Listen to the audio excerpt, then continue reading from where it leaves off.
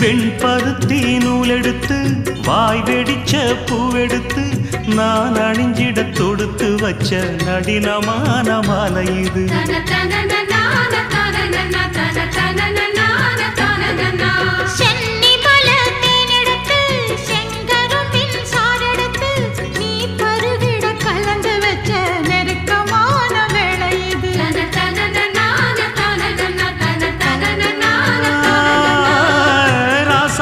உடம்பிருக்கும் ரவிக்க துணி நானாக அன்னாடம் சூடி கொள்ள ஆசை வச்சாகாதா.